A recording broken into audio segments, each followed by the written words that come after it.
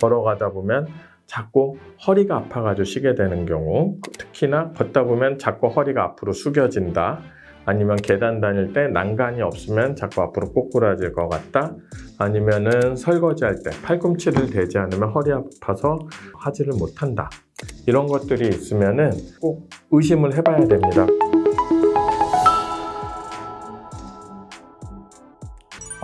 강북연세병원의 최일헌입니다.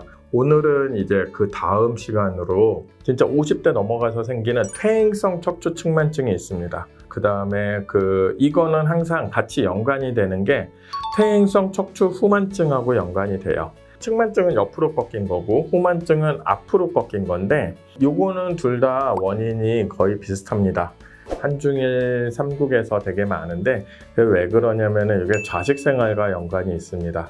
바닥에 앉아서 하는 생활, 쪼그려 앉아서 하는 생활, 특히나 밭일, 이런 쪼그려 앉아서 엎드려서 일을 하는 게 반복이 되게 되면은 이 허리를 구부려서 일하는 게 몇십 년 누적되게 되면서 요 뒤에 있는 등 근육, 이 뼈를 이렇게 똑바로 세워줘야 하는 이 등 근육이 약해지면서 이게 앞으로 넘어갑니다.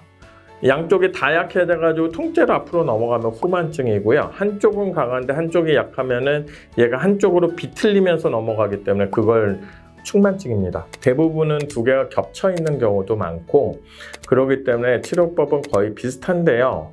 문제는 이런 척추 후만증이나 측만증은 말 그대로 만성 질병이고 고령자에서 발견이 되기 때문에 이게 상당히 문제가 됩니다. 제가 그런 얘기를 드렸지만 이런 휜 거는 결국은 수술을 하지 않으면은 펴지지 않는다고 그랬잖아요. 그거 마찬가지입니다. 이렇게 휘었을 때는 요 밑에서부터 요 위에까지 핀을 쭉 박아가지고 그 기둥을 세워가지고 똑바로 세워주는 이런 수술을 하지 않으면 해결이 안 돼요. 대표적인 증상이 그겁니다.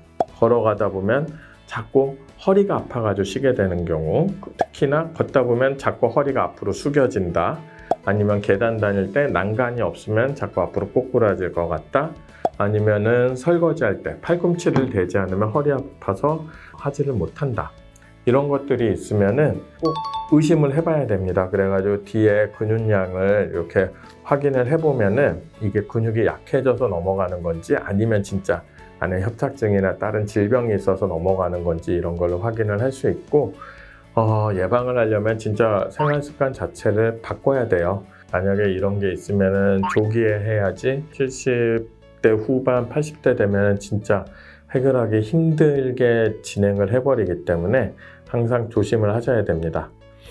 이 후만증 같은 경우에 이제 여러분들이 흔히 알 수 있는 몇 가지가 있어요. 등에 뭐 동그란 것들이 자꾸 만져진다라는 분들이 있거든요. 그게 뭐냐면은 제가 아까 말씀드렸던 그런 후만증은 요 근육이 약해진다고 그랬잖아요. 이 근육 두께가 이렇게 줄어들어요. 말라붙어요. 그러면은 우리 척추뼈가 이렇게 생겼는데 끝에 이렇게 돌기들이 있거든요. 이게 원래는 근육이 여기까지 차 있어야 되는데 이렇게 마르면은 이 돌기들이 바깥에서 만져지기 시작합니다. 그러면은 목에서부터 이렇게 허리 쪽으로 이렇게 돌기가 이렇게 염주처럼 이렇게 만져진다면은 이거는 척추 후만증의 가능성이 굉장히 높아요.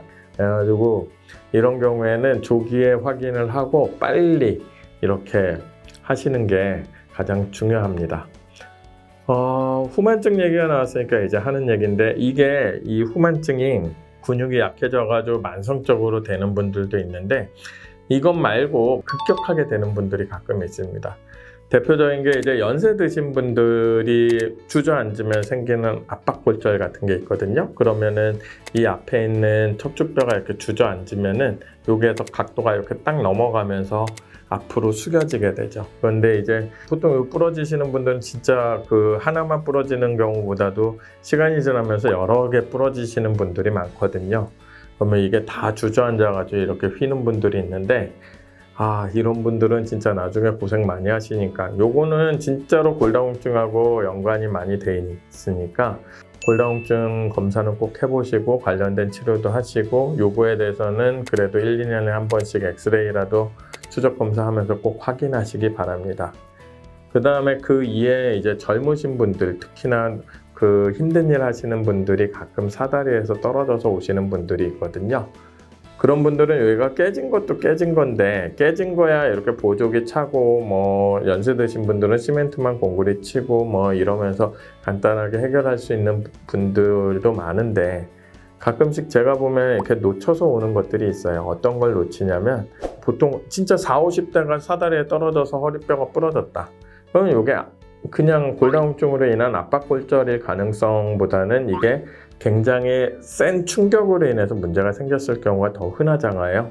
그런 경우에는 이 앞에만 깨지는 게 아니고 이 뒤에서 깨지는 경우가 있는데 이 뒤도 같이 깨졌을 경우에 뼈가 깨졌으면 그래도 쉽게 발견이 되는데 이 뼈와 뼈 사이에 있는 인대가 찢어지는 경우도 되게 흔합니다. 플렉션 디스트랙션 인저리라고 그러는데 이게 가끔 놓쳐요. MRI에서만 보이는데 이게 가끔 놓치면은 보조기만 채워가지고 잘 해놨다가 나중에 요게 요 앞에 뼈는 잘 붙었는데 요 이어주는 인대가 없기 때문에 이렇게 벌어지면서 여기에서 이렇게 탁 넘어가게 됩니다. 그러니까 이런 골절이 있을 때 생길 수도 있다는 거 꼭 알고 계시고 웬만하면 허리 다치시지 마시고 허리 다쳤으면은 꼭 엑스레이 찍어보고 엑스레이 한번 찍어봐가지고 괜찮다고 해가지고 안심하시면 안 돼요.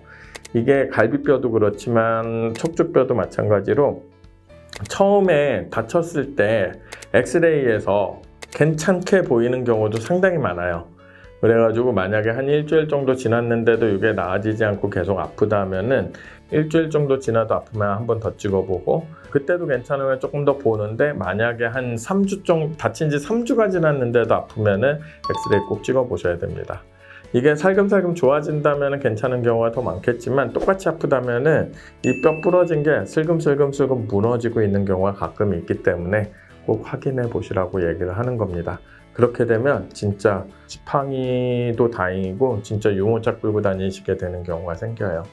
그러니까 이런 척추 변형은 기본적으로 척추 전반적으로 생기는 문제이기 때문에 이런 것들은 항상 조심하셔야 되고 미리미리 알고 계셔야 되고 그 다음에 자기 몸에 대해서 관심이 있으시다면 하다못해 엑스레이라도 한 장 찍어보면 전반적으로 어느 정도 상황인지는 아시니까 그렇게 해가지고 상의를 해보면서 잘 달래서 가져가길 기대합니다. 감사합니다.